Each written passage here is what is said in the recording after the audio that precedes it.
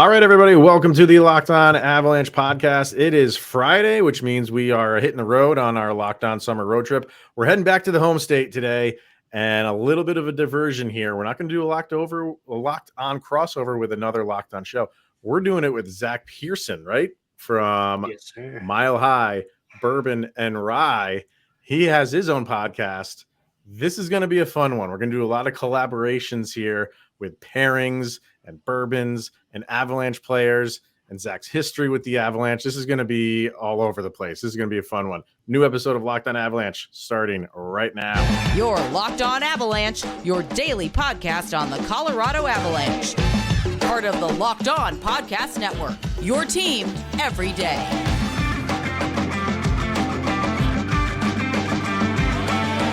All right, everybody, welcome to the Locked On Avalanche podcast. We're part of the Locked On Podcast Network, your team every day. I'm your host, Chris Maselli. With me, as always, Mr. Shaggy Von Doom, Kyle Sullivan, and like I said in the opening, Mr. Zach Pearson from Mile High, Bourbon, and Rye is here with us. Thank you for doing this. We had been going back and forth with direct messages and things like that for a couple weeks, and then this was the week that it just came together. Super excited that you're here, gonna do this episode with us.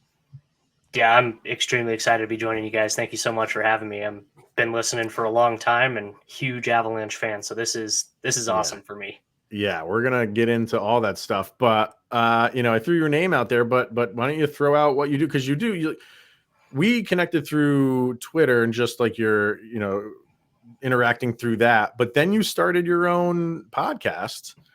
Not that long ago, right? It's relatively new. I don't know how often you do it, but I know it's obviously bourbon based, but I've listened to it. You incorporate sports and Colorado sports. So throw out there where people can find you and what it's all about. Yeah, so I've been actually doing a kind of review blog on Colorado based spirits and then also beers and wines for almost 8 years now, I believe. The podcast I did just start up this year in earnest, get an episode about once a month because I have a full-time job as well, which makes it a little more difficult to record all the time. But yeah, so the podcast is Colorado Craft Podcast, and kind of the idea is if it's craft in Colorado, whether it's beer, wine, spirits, whether it's photography, artwork, sports, things like that, if it's Colorado based, then I'm interested in it. I want to talk about it and I want to get names out there. So awesome. Go ahead, Kyle, if you got something.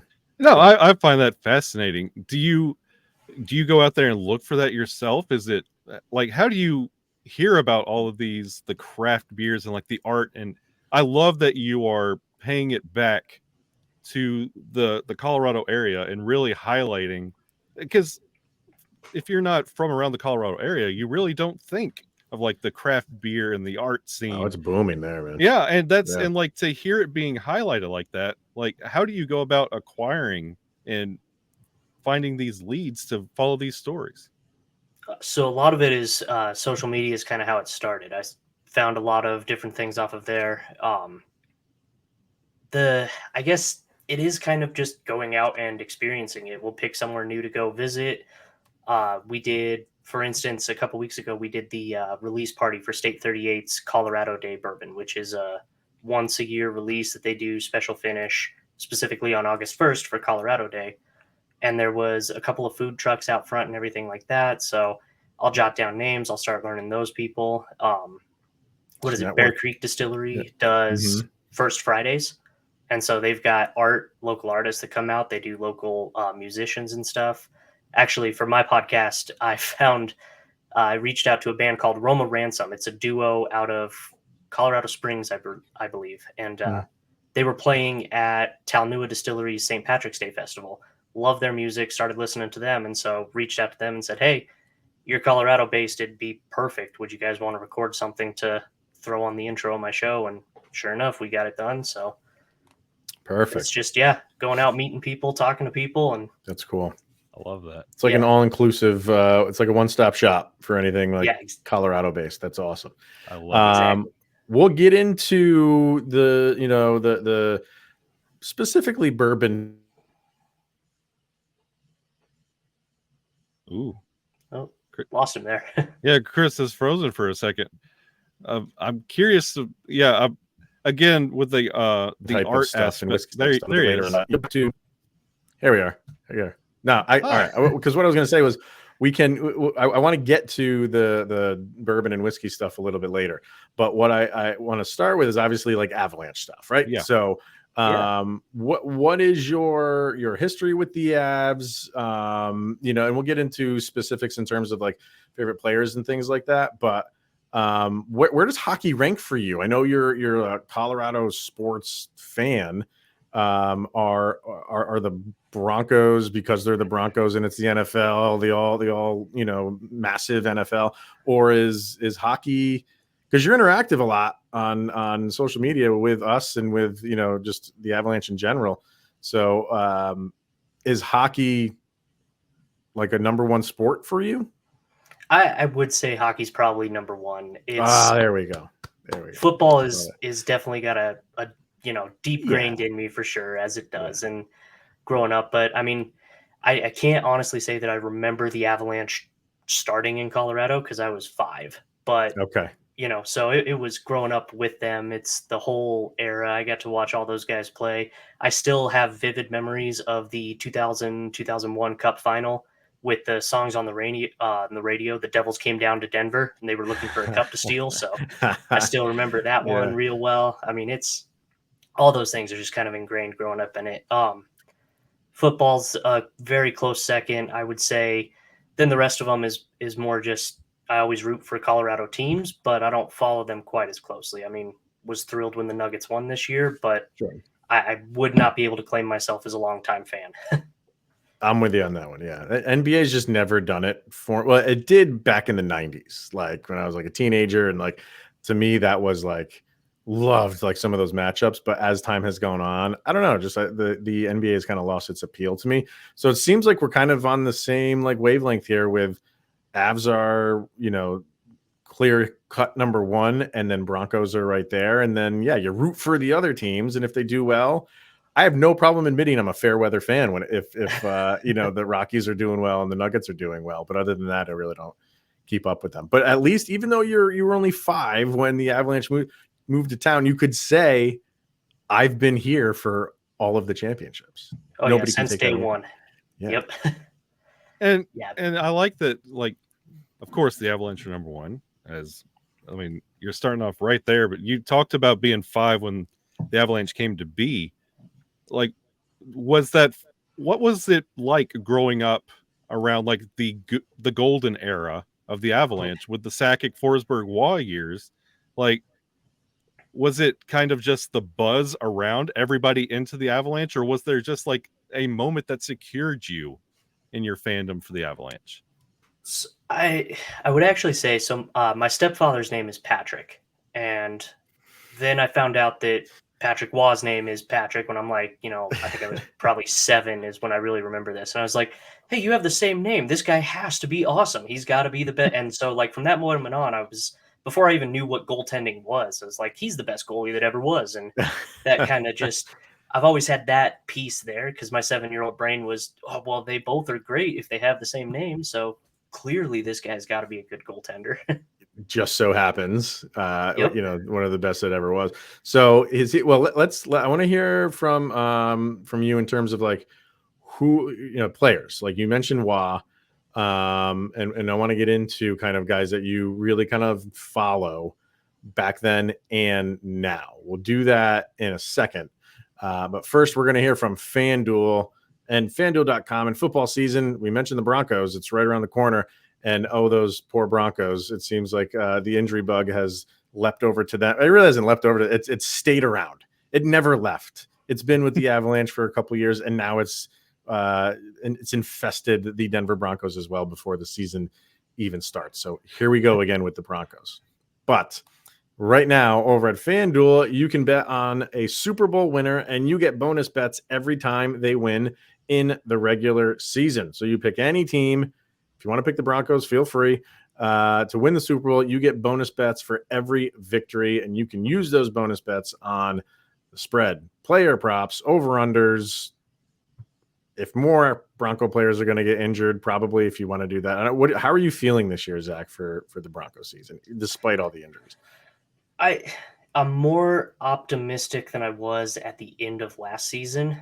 I do feel the couple of preseason games, the starters have shown some signs of life that I don't feel were quite there last year. And Javonte Williams coming back, I mean, at least that's a big recovery from the injury bug. So if Sean Payton can commit to running the football well, Russell Wilson can, figure out everything that's going on there and we can bounce back, I'm cautiously optimistic, I would say, for this season. I'm it's the start of a new year. You always have those hopes. So anything is possible. We'll see where it goes. So visit fanduel.com/lockedon. Start earning bonus bets with America's #1 sports book.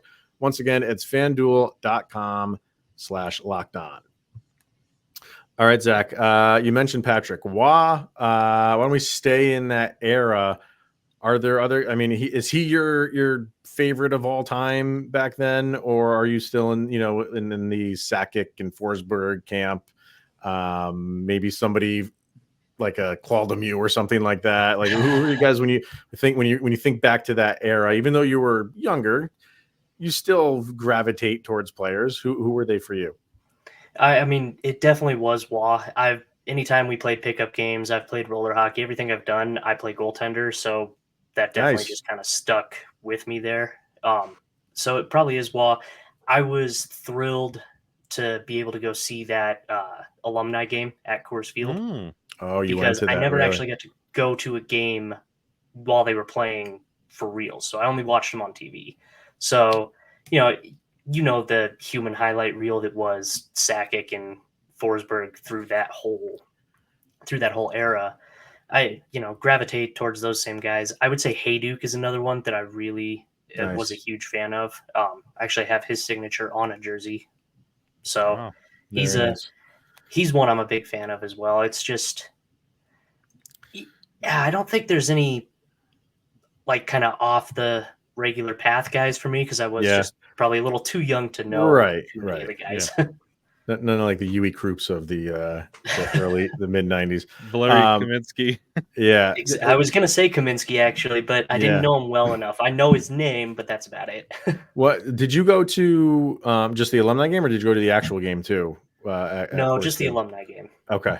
All right. Because that was, people were, how is this going to go? I think, cooler heads were, I don't think these, mid 50-year-old guys are really going to start like mixing it up or anything anymore. But that was a lot of fun to see. It was exciting too. And I think that's the banner you have behind you. Is it? Yeah, it sure is. Yep. Yes. So that must have been great. There, so. The Landeskog jersey, of course, is covering the Red Wings logo because I don't need people seeing that. Oh my God, I love it. Very strategically placed. I love it. But that game, the actual game, not the alumni game, the actual game against Detroit, that was on my birthday, and nice. and they blew it.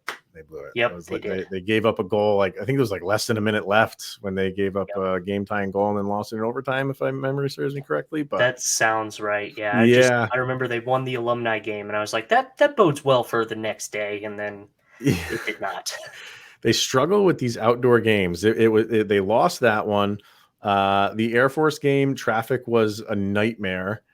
And then the Lake Tahoe game was obviously, the ice was melting. So that one was a problem. I actually got to go to the Air Force game as well, but I lucked out because I went with a buddy of mine who ran track in high school at the Air Force Academy a lot. Okay. Because we went to UCCS. So he knew what paths to take. So we skipped all the traffic. I didn't get stuck in any of it. Oh man. Like I was so you lucky. are lucky because that thing was like Woodstock apparently getting out of that. Yeah, that was terrible. It was brutal from what I saw.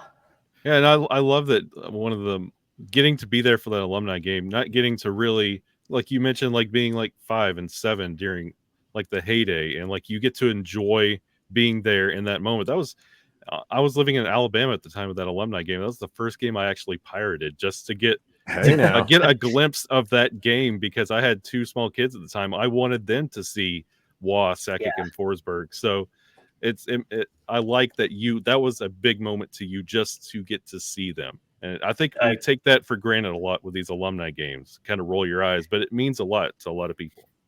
Well, and like I said, because I never had the chance to go to Pepsi Center or McNichols Arena growing up, as a kid, seeing all those, I never got to go to those games. So seeing them play live, and then kind of to your point, Chris, there wasn't the bad blood during that game. Mhm. And at the end of the game, both teams, they all got together, they took a picture on it, and it was like, you can just sit there and look at the amount of insane talent just combined. And, everybody hates the Red Wings if you're an Avs fan from the 90s, but you have to give them at least the tip of the cap for just how talented that team also was. Absolutely.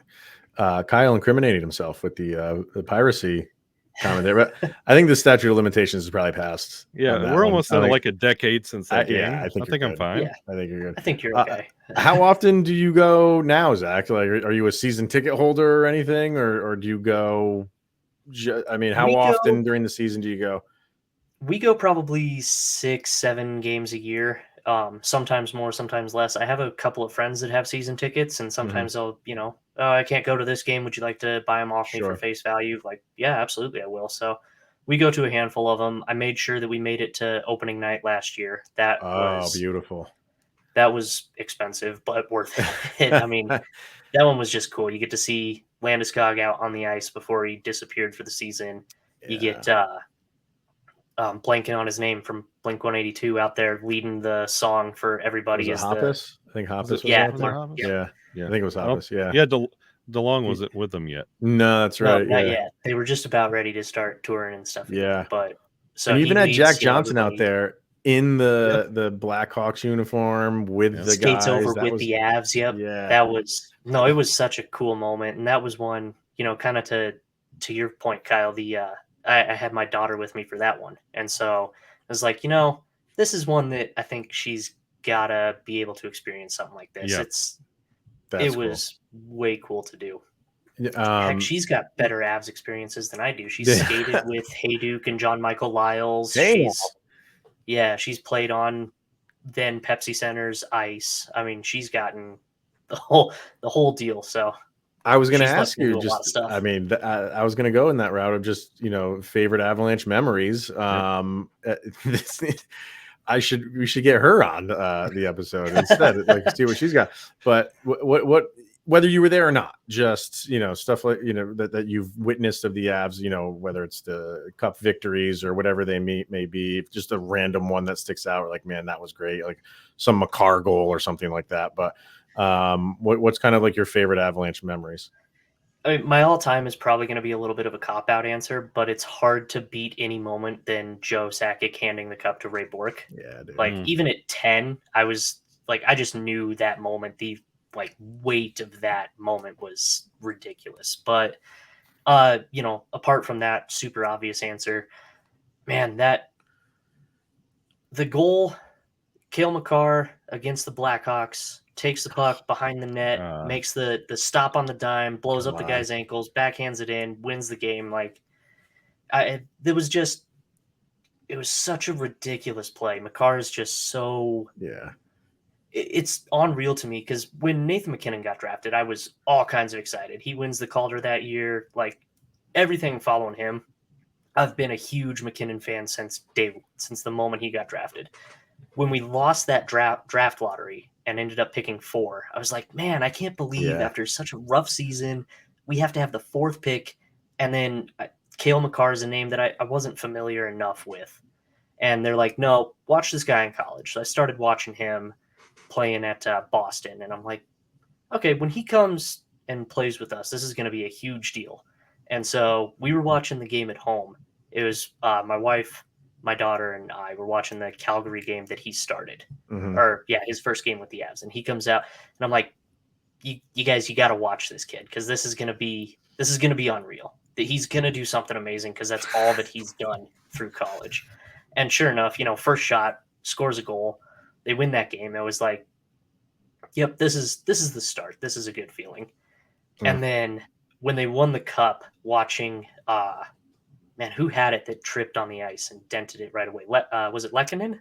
Abe Kubel. Yeah, it was Abe Kubel. Oh, it was Abe Kubel. Yep. Yeah. And so we were watching that. And my wife's like her jaw dropped because you watch him trip live on TV. She goes, "Oh my God." I'm like, I laughed. She was, "Can you do that? Is that okay?" I'm like, yeah, that's part of the charm of the cup. It's been through worse. Like, Don't worry, we're not going to be cursed next year. Yeah. Right. Yeah. There won't be a Stanley Cup injury curse following denting it within 5 minutes of owning it. Yeah. Yeah, man. Like, and you mentioned a couple players. Obviously, Makar is probably up there on your list right now of current players. Who else you liking on this year's team? Like you said, Makar, big fan of Taze. I am a huge fan of Georgiev, actually. I thought that signing was fantastic. I thought he had a really good opportunity in New York and would have clearly been their number one, and then all of a sudden Shesterkin comes out of nowhere and outplays every other goaltender in the league. And so thank you, Igor Shesterkin, because without him, I don't think we pick up Georgiev. Actually, I know we don't. So maybe we get Shesterkin instead. And then that's possible. and then we have, an all-world goalie. Hey, but you never know. What do you think for this year's team? You think you see a lot of, and even on FanDuel, I think they've dropped a little bit on FanDuel, but they're still at the top. They're still like 1, 2, or 3 in terms of favorites. They have a good team, but I think there's some Avalanche fans who don't like the fact that they didn't make bigger moves. And Kyle and I talked a ton in this offseason. You've probably listened. Like, we liked the moves that they made, but we were expecting kind of moves, maybe not those guys specifically, but the moves that they made. They have their core guys. They have their big names. They just got to go plugging holes. And do you feel like they did that? We talked about the Broncos and how cautiously optimistic with the Broncos. What's your feeling with the Avalanche? Do you feel like this is a team that can make a good run at it again? Maybe not head and shoulders above everybody else, but definitely one of the top teams, if not in the league, definitely in the Western Conference. I definitely still think top in the league. I think you're going to have – it's such a detriment to not have Landeskog on the ice for an entire season again. Definitely. That on its own just knocks a lot back. But I really like the Colton signing. I liked actually am pretty happy with the Johansson pickup. I think he's going to do well. I think he's got a good outside shot. I think what they did is they went out and got a lot of guys with a high floor and not necessarily went for, here's the super high ceiling we're going for. Yep. They went with you're not going to go below this level. We know we're going to get at least this out of you every game. And I think that's kind of what they needed. I don't think anybody's going to step in and totally fill the Landeskog shoes. Nobody's going to fill the Kadri shoes. Those were big ones that got left empty when he left. But, I mean, I think they have a good shot at making it at least to the Western Conference Final, if not the Stanley Cup Final, assuming that the players that are still healthy now remain healthy when they get there. Big assumption. Yeah. But, And that's a great point about the floor and just putting pieces together.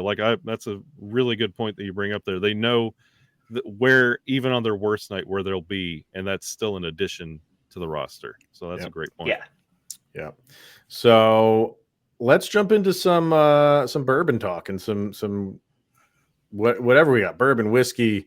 I mean, what got you into this? First of all, like I always find it interesting how people gravitate towards one style of spirit, right?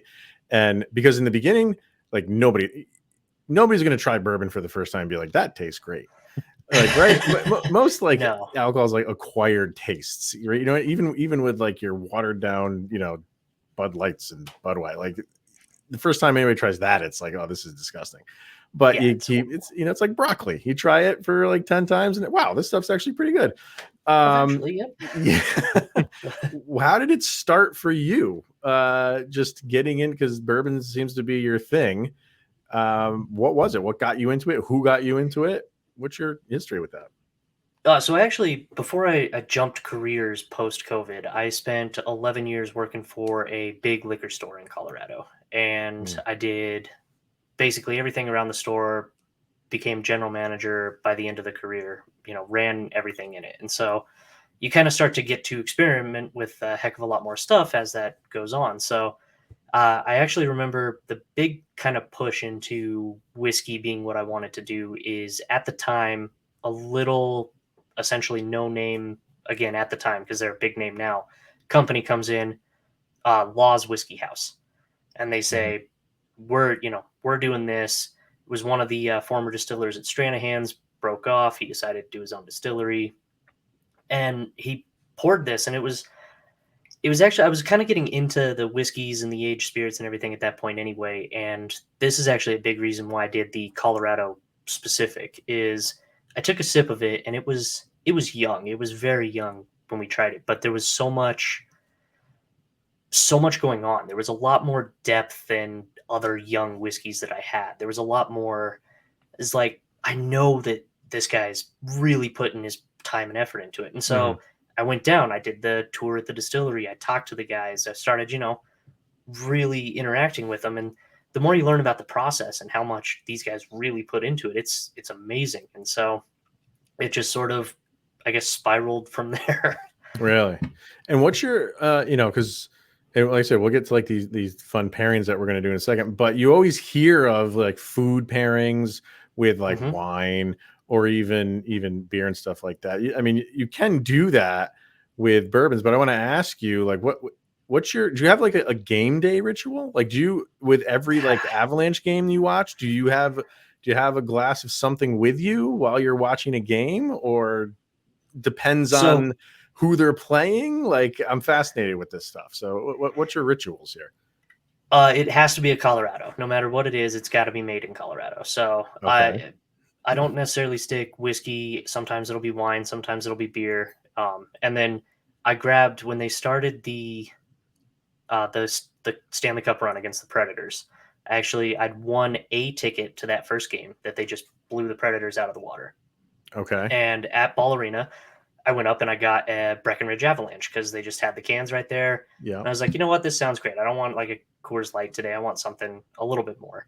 And then they blew them out of the water. And I was like, okay, sticking with Avalanche for the rest of this run. So had Breck Avalanche for every game all the way through that run. And it only missed 4 games. So, so you'll do that. Good. So you will stick with something if you pick a beverage or a type of, a style, and they do well, I got to stick with that. Like, you don't change it up. No, really? And it's always got to be Colorado. I do the same thing for the Broncos too. It's like, if I'm watching my teams play, I'm going to have something from my state to enjoy with it. I love it. Yeah, I love it. Great. I love it. So with that, I want to get into what we're going to do is we're going to throw out a handful of players here, and you're going to pair them. You're going to throw out these are all bourbons, right? No, it's kind of a mix of whiskeys. They're all whiskeys, but they're not all bourbons. Yep. Okay. And what is your favorite? Do you, I mean, overall, what's your favorite stuff? Like, do you like Kentucky bourbons or like Irish whiskeys or scotches? Like, I know you're the Colorado man and you like that stuff, but I even like Japanese whiskeys I'm hearing are like this, like big. Japanese are a blast. Yeah. They're so much fun. Do you have a favorite style? I should ask. I would say it probably is going to be bourbon style is my favorite style of whiskey. I am a huge fan of the Irish style as well, and which is awesome because one of the first ever, I think they might actually be the first non-Ireland single pot still whiskey, so it's made entirely in that style, opened up in Arvada, and that's Talnua Distilling. Really? And so, like, it takes one of my favorite styles. It's made exclusively in Colorado, purely in that style, and they do a phenomenal job. So I'd say it's kind of a close between those two. And why don't you educate everybody, myself included, quickly, like biggest difference between bourbon and whiskey? So it really comes down to the grains that you use, how you're aging them are kind of the two biggest things. So whiskey in general is just fermented grain. And then typically it's aged in oak or some form of wood barrels. Yep. Right. Okay. For bourbon, it follows a lot more kind of strict set of rules. It has to be distilled from it has to be fermented from a grain that is at least 51% corn. It can't be any less than that for corn. Then you can have other grains in there to add different flavors to it. It has to be distilled to a certain proof, which I'm not remembering exactly what that is at the moment before it gets put into the barrel. Has to be put into fresh oak barrels that are charged. So it can never age another spirit or anything else before you put the bourbon in. It has to be the first thing that goes into the barrel. Then it actually can be called bourbon as soon as it hits the barrel. You can technically call it bourbon. Most of them go for 2 years, and that's where you get the straight bourbon label is allowed to be called at that point. Then once it comes out, you can't add any colors. You can't add any flavors. It has to be, the only thing you can possibly do is cut it with water down to whatever proof it is that you'd like it to be at. And that's kind of the basic for bourbon. So then Irish whiskey, for instance, and it has to come from the U.S. Doesn't have to be Kentucky, but bourbon does have to come from the U.S. Right. Irish whiskey obviously has to come from Ireland. Scottish whiskey has to come from Scotland. Although if you go to Scotland, you don't call it Scotch. You just say whiskey. I did know that. Yes, I knew that. Yep. Okay. But Irish is typically, actually their kind of style is on a single pot still. They'll do it with a mix between malted and unmalted grain. So you have barley, 50% of it's malted, 50% of it's unmalted. And that's actually to get around some old tax laws from the UK as they were telling them what they could pay or couldn't pay. So oh my God, kind of a neat little awesome fact. So basically like whiskey is just like how like the Arizona Coyotes do business. It's just very simple. Like it doesn't matter. And bourbon and bourbon is like the Avalanche. Bourbon, like they take their time and they're methodical and meticulous. A little bit more methodical to it. Yep. Love it. All right. I just summed up how whiskey and bourbon are made in hockey terms. Love it. Love it. And we're going to do that now. And like I said, we're going to do these pairings. So we're going to throw players out at you, and then you're going to come back with the bourbon or whiskey that best fits that player. Cool. Yep. All right. Sounds great. We'll start with Nathan McKinnon. We talked about him earlier. He's a favorite of yours. One of the superstars on the team, one of the superstars in the league. Who's he pair up with? What's his drink? So I definitely put some thought into a lot of the players before this happened. So I was hopefully prepared for any name that you can throw at me. Okay. For Nathan McKinnon, I chose Old Elk Distilling out of Fort Collins. Specifically, I chose their single barrel strength wheated bourbon. Now, number of reasons for this. A lot of people really love wheated bourbons. It's kind of a hugely sought after style. And there's typically sort of a clear cut number one selection in the wheated bourbon world. And that's Weller.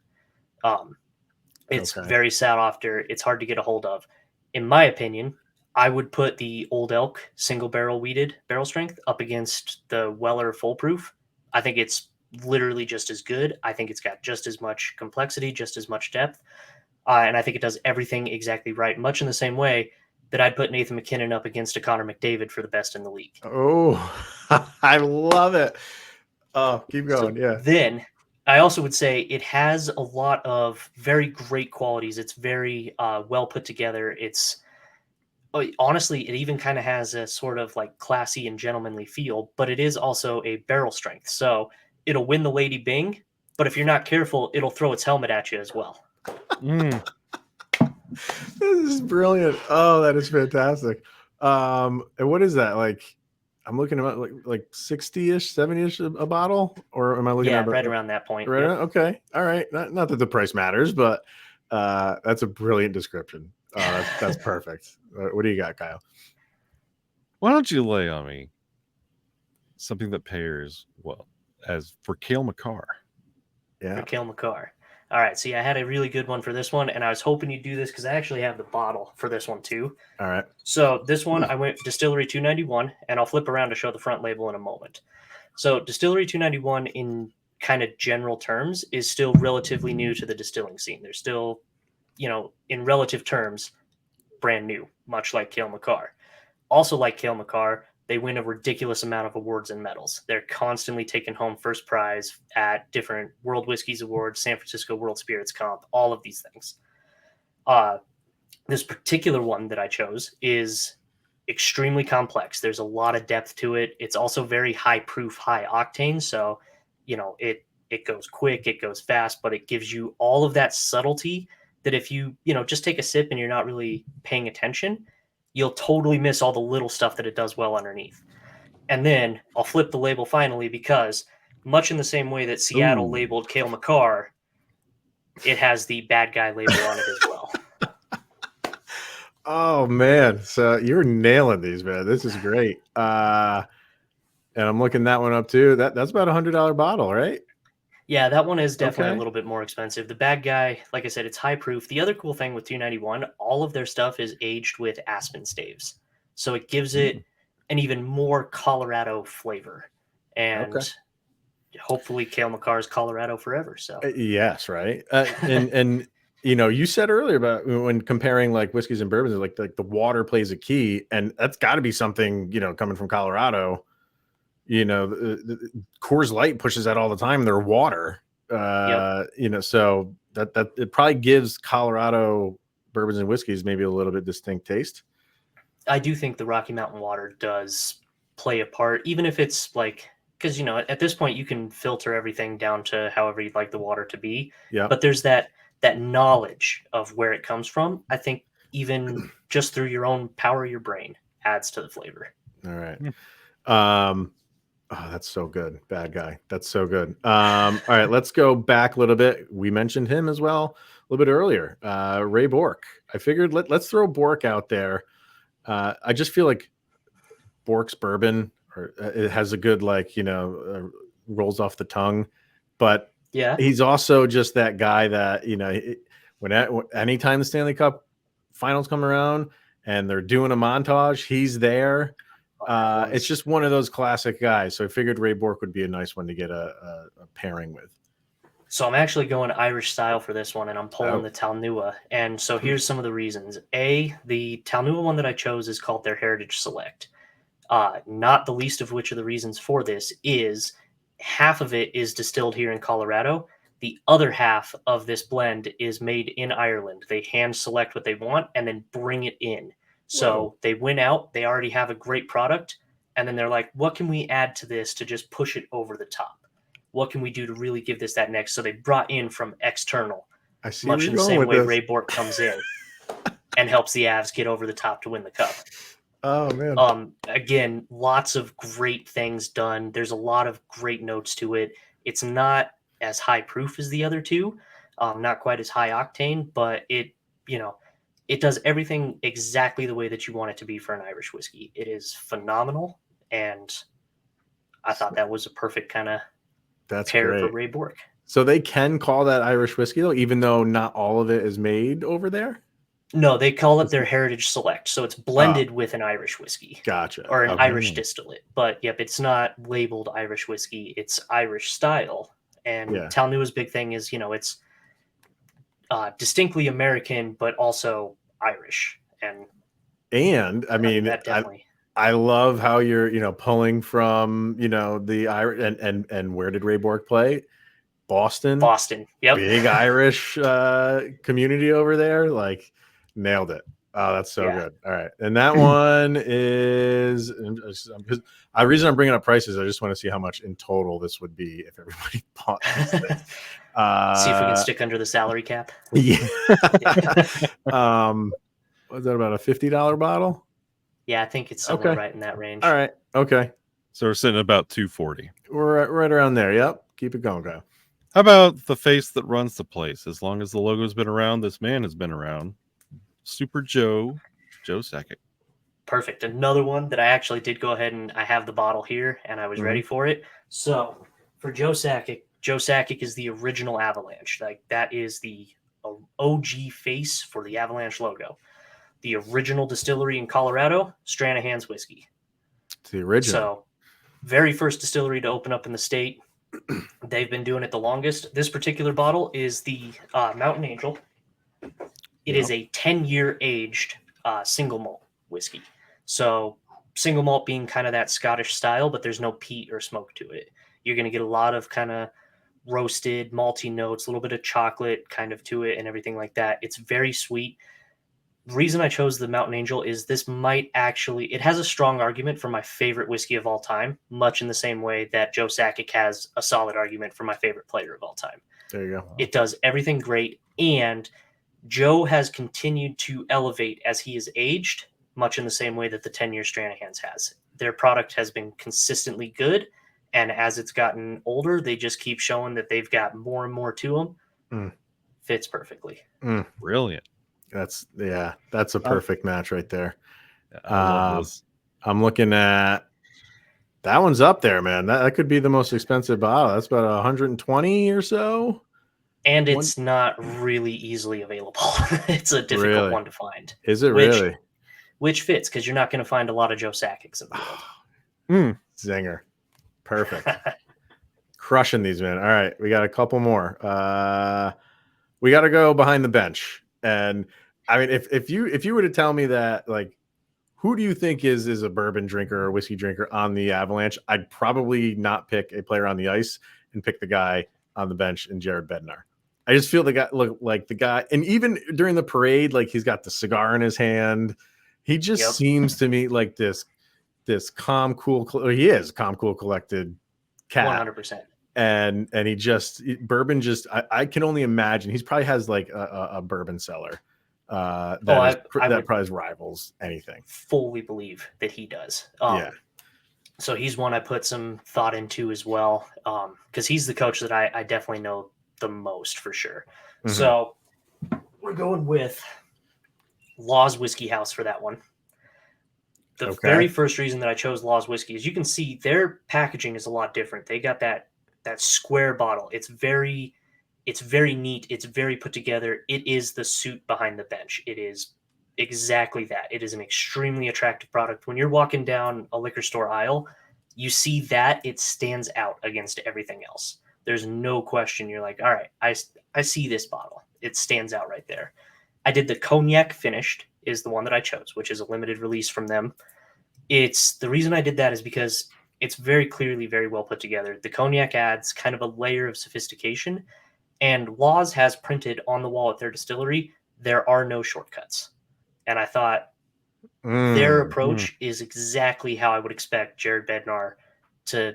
I'd expect him to say that in the locker room if he hasn't already. Right. So I thought that was kind of the perfect piece there. The cognac adds a little bit of sweetness. It adds some great notes. The little bit of sweetness too, actually, in my opinion, makes it pair a lot better with a cigar. So it's a perfect drink to have that victory cigar after a Stanley Cup championship, sip on that at the same time. Wow. You're going to have a wonderful evening. So that's like all encompassing, like from the bottle, like the bottle looks good. And Jared Bednar, when he's behind that, he got some of the nicest suits in the league, right?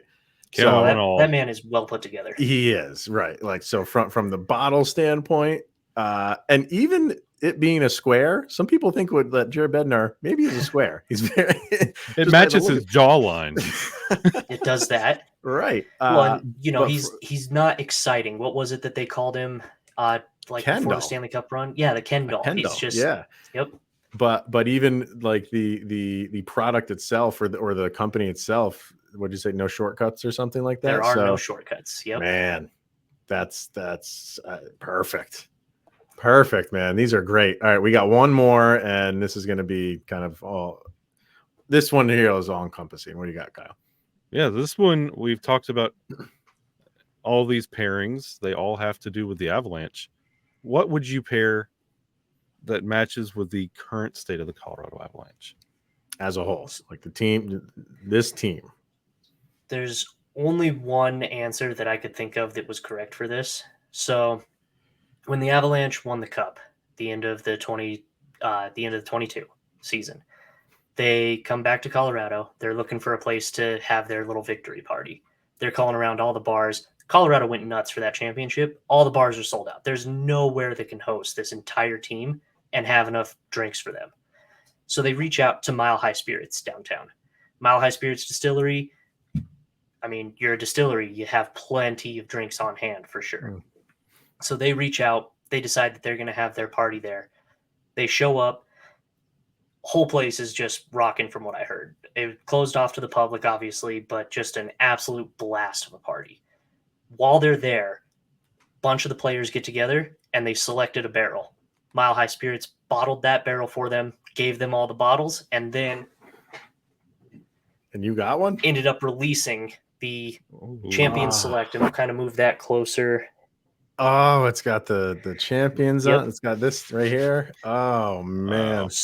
So not only is it made in Denver, right where the Champions play, it's bottled at 52.8% alcohol, or 52.80. You got the Mile High proof on it. It's 5 years old. I had to go with it because there's no better choice for the no longer reigning Stanley Cup champions, but still that core is that's the Stanley Cup core. Got to choose the bottle that they themselves selected. Wow. And I want to point out, like, the other bottles that you have on hand, you picked up from your side. That one, you turned around, and I think that one is on display. That one's not going anywhere. That is never going to get opened, I feel. No, I actually have two, and I hadn't tried it yet, and I still haven't tried it. I did open one, and I poured myself a little bit because I was like, I'm gonna have to give this a shot. So, so this is it. Like, this is a first tasting, first sip that I had. I had the chance to have it at the distillery when they released it, and I tried the other ones that they released that day. I didn't try this one, so we're gonna see, like, do the Avs taste match my taste? And I have a feeling it will, because Mile High Spirits honestly can do no wrong. Yeah. And I do want to point out that is in a Mile High Bourbon and Rye Rocks glass, which you can purchase on his website. Yep, milehighbourbon.com/shop. We've got these, and we'll be expanding inventory here soon. What are you thinking? That is, man, Mile High proof is Mile High Spirits nailed it with that. It is excellent. 5280 is a perfect spot. That's awesome. Still a little bit of heat. It is caramely. It is sweet. It is vanilla and brown sugar. Oh, this is a first. Probably on the entire network of someone sampling a championship bourbon for the first time. Sounds like it's comprised of all the small things. It is indeed. Oh, that is great. That's fantastic, man. And I want to the law. I didn't say the price of the Laws one for Bednar. That's like the 80 range, I think. Yeah, I think 79 ish. And then that one, I can't look at it. I can't find it anywhere. I don't know if that's even up on. It was, I believe it was 60 when I bought it at the distillery, but they don't. It was in distillery only, and it was gone that night. So I lost track of the count. 460. We're around 460. Yeah. So with tax, you're probably around like right around the 500, 510. Yep. So 520, 80, 5. Just make it out to 5,280. Yeah. Exactly. Just write the check. That's your tip. You're welcome. That's the $528.00. Yeah. There you go. Or if you want to do the 5,000, basically the cost of a Pappy Van Winkle, basically, if you want to do it. Yep. Yeah. Wow, man. That's brilliant. Those were genius. Like, you nailed it. Like, it wasn't just like, oh, it's this one because of this. The Bourque one is like giving me chills right now. I absolutely love that comparison between that two. Those are fantastic. Standing O stick taps, bud. Absolutely. Thank you much. And we are going to have to do this again. We'll have you back on at some point, and we'll throw out some other players. And that was fun. That was cool. So, all right, man. Definitely appreciate you coming on and doing this. Why don't you throw out one more time where people can follow you or find you on social media and in the podcast world as well? Yeah, absolutely. So we're on Apple Podcasts, Amazon, and Spotify. Just search for Mile High Bourbon and Rye. You can follow the page on social media. We've got Twix or Twitter X. We've got Instagram. We've got Facebook. All of those. Just search Mile High Bourbon. We're at Mile High Bourbon on most of them. Check out the website, milehighbourbon.com. We do reviews. We do events on there. We're getting some stuff set up, which I don't want to talk about it because I don't want to like jinx myself out of being able to do it, but I'm really excited for some things that should be coming down the pipeline in the not too distant future. Love it. So love it. Search Mile High Bourbon and Rye everywhere you go. And if you find yourself at Mile High Spirits by accident, just enjoy yourself because you'll like it. Awesome. Yeah, man, appreciate it immensely for coming on and doing this. This was it's different, but off season we get to do some kind of fun, different things. So yeah, man, we're about a month away from this month from preseason. So we're right around the corner. Get your bourbons ready for another Avalanche season. So thank you everybody for tuning in and making it your first listen of the day. Always appreciated. For Zach from Mile High Bourbon and Rye, we got Shaggy Von Doom, Kyle Sullivan. I'm Chris Maselli. This is the Locked On Avalanche podcast. Enjoy the weekend. Enjoy your bourbons and whiskeys and all that other fun stuff. We'll see you guys on Monday.